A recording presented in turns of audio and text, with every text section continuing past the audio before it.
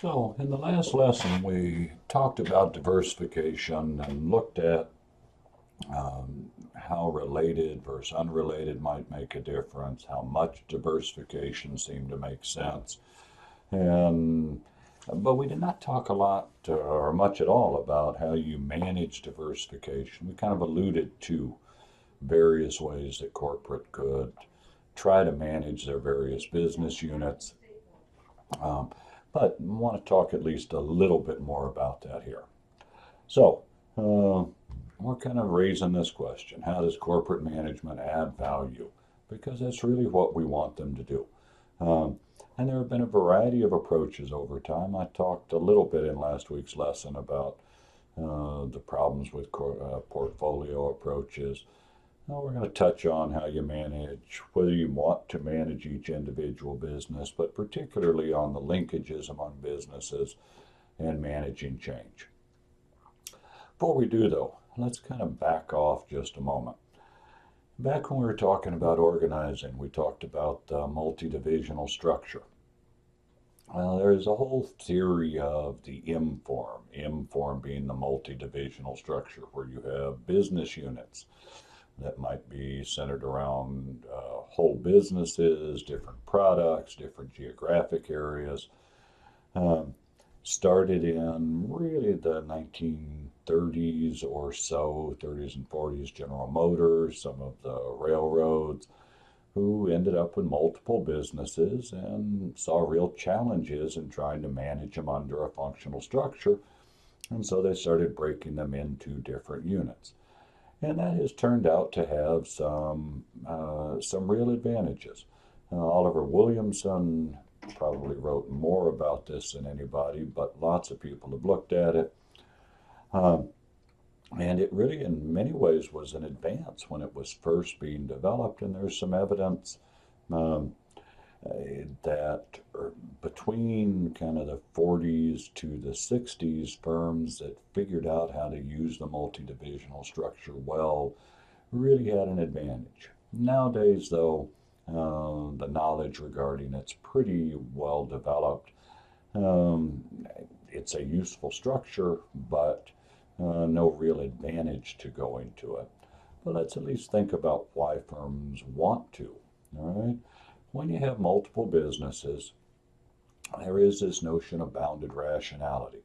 That you can decentralize the decision making, let different people focus on different things because any given manager probably doesn't have enough capacity to deal with it all, which makes for efficient allocation of decision making. You make the day to day decisions, the operating decisions down at the divisional level.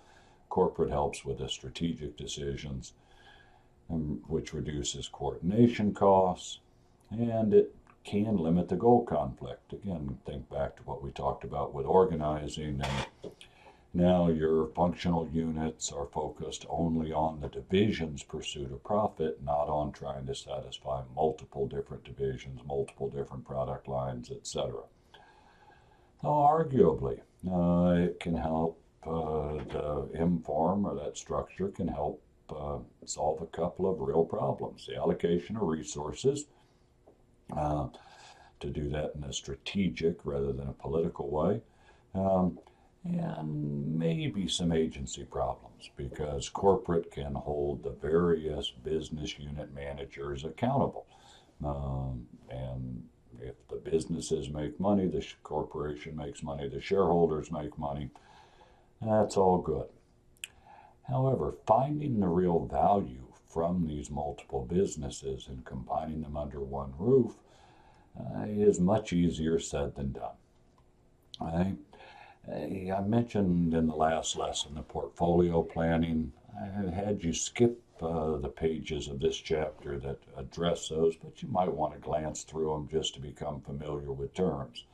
Um, the Boston Consulting Group, BCG matrix, the GE matrix were all big main approaches during the 60s, 70s, into the 80s, and still are utilized by some, but much, much less. Because while there were advantages, quick and easy to look at, um, kind of a big picture view of the different businesses that you had, the disadvantages tended to outweigh that. They were too simplistic.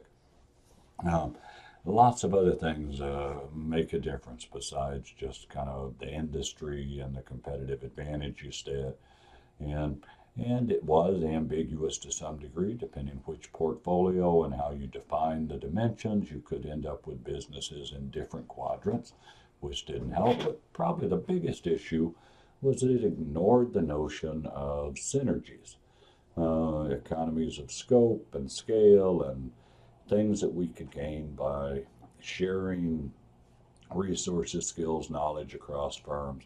Just isn't in the portfolio approach at all. So, much more energy these days, much more attention is looking at how corporate can help create synergies because that potentially adds real value to having the multiple businesses under one roof. Oh, various ways you can do this. Shared corporate services, some of you may have dealt with. We're dealing with that right now at the University of Maine, is the system offices have been centralizing HR, IT, um, various other shared services. And in theory, there's value with that. Purchasing is another one that the system has done. Um, Again, in theory, there's real value there. In practice, though, there are challenges because the units, like the University of Maine, sometimes feel like they're not getting the full attention from the shared service office.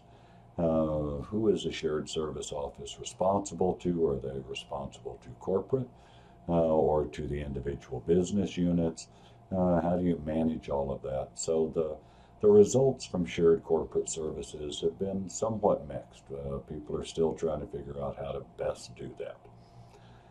In addition, for synergy, you can look at transferring skills between businesses. Um, as you learn things in one unit, those may well be helpful in the other units, and figuring out ways to move those skills around, whether that's transferring people, whether that's education to train other people. Um, where you can do that and where corporate can facilitate that, there's real potential to share synergies or gain synergies. And then finally, sharing resources and activities, whether that's a brand, whether that's a production, distribution, uh, various resources and activities that companies can share between their business units so that you don't have to do it for each unit doesn't have to have, for example, its own distribution set up um, right, or make all of the components of its parts if there are things that can be shared. Problem, however, uh, is that exploiting synergies, gaining them, um, easier said than done, and it's certainly not costless. Uh, Corporate does have to get involved. They can do it better or worse. Um, they can help or they can hinder.